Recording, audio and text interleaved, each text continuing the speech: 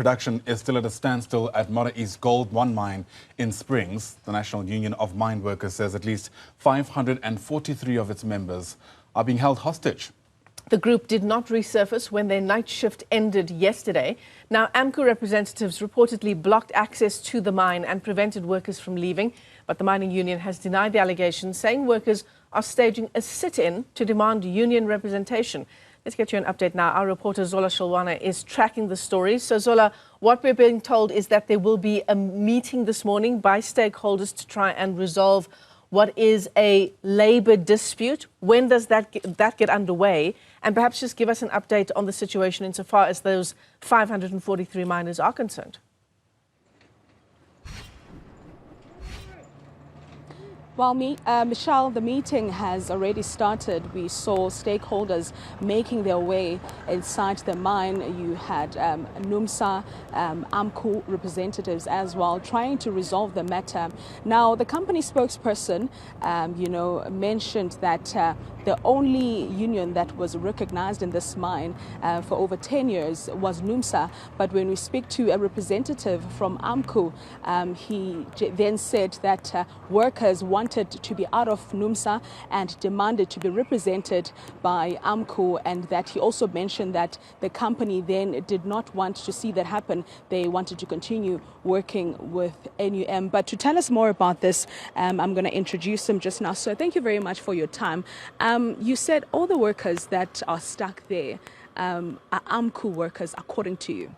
So no, that is not confirmed. I think to give you a bit of context is that this company employs just over 1,800 employees. Now, sometime around March, 1,200 of those employees joined Amcu, and we came here and submitted those forms to the employer. In that meeting, it was established that if the membership that we have is correct, we are now majority in this company, but we had to follow all the processes that the company requested us to follow at the time. So they said we should give them a month to verify the membership that we have submitted. In that month, when they were verifying those 1,200, we submitted additional 400 to make it 1,600.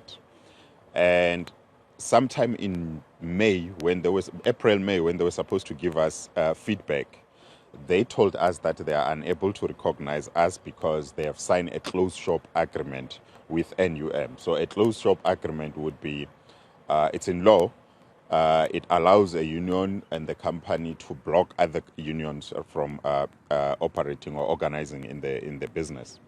But that agreement had a clause that indicate how and when will that closed shop agreement terminate. And one of those options was if there's a proof that there's a union that represents majority or NUM no longer has the majority of the employees, then that closed shop should terminate. And it further provided a procedure on how workers should go about that. It says they must sign a petition to prove that NUM is no longer majority, and then that agreement will terminate. Workers did that in May. Management did not respond to workers. We came and submitted additional 1,000 forms, which moved our number to 1,700 of 1,800. Now, still, management was not prepared to accept that there's a new union that must replace NUM, and that's how we ended up with a CCMA dispute.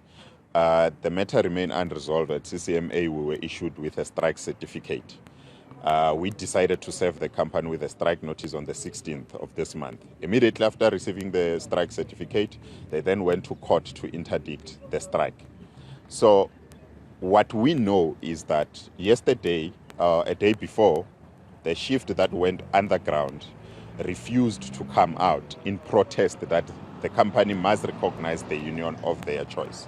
So we understand that there's been communication that was sent from underground with what they are demanding. And it's a simple thing. It's only one thing that they've requested is that it's actually two things.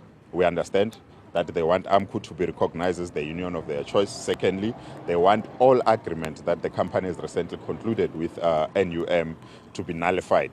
And to make you understand that, when management noticed that Amcu has recruited the majority of workers, they went on the table with NUM to conclude a whole lot of agreement that the effect would be, even if they recognize Amcu today, Amcu would not be able to do certain things because of the agreement that they have signed. To give you a simple one, this company normally conclude wage agreement and processes around January. This year, they've done so around July. So by now, we have a wage agreement that is signed, awaiting for January to be implemented. So that's what led to workers getting angry and decided that they are not coming off the ground until management has recognized that they no longer want to be part of NUM. Now, before I let you go, what outcomes would you like to see from this meeting as Amcu? So for now, and before that, let me clarify what is circulating, that Amcu is holding people hostage. That is incorrect. Nobody knows what's happening underground, except the letter that we have received of the demands. All we know is that workers are refusing to come out until Amcu is recognized. Now, there's this notion that there are 540 NUM members underground that are held hostage by Amcu. If their argument is that there's no Amcu, it's only them, who would hold 500 people hostage? I mean, I'm outside. There's no way I would be holding people hostage underground. Secondly is that there's a group of armed people who are holding workers underground. Look, there's a fully functional mine with a top-class security. There's nobody armed inside. There's police, there's everything. No armed person is holding anyone hostage. It's people doing what they're doing willingly without any direction from anyone. But to answer your question, look, we have been begging management. We have held many meetings with management and NUM. At some point, we even said to management, a way to resolve this would be to go on a ballot and for employees to confirm which union they belongs to. Even at CCMA, that advice was given. I'm going to have to cut you short. I'm so sorry, sir, because we're running out of time. Shah will obviously come back maybe an hour later from now to give you outcomes of the meeting that is currently being held by stakeholders and the company. Back to you in studio. Yeah, thanks for that, Zola. And yeah, that's a good point. An easy way to resolve it is to just do it by ballot. And another question, of course, is why, if what Amcu says is true, why does the mine not want Amcu to be one of the unions operating there? Yeah, it's a developing story that we're keeping our eyes on for you.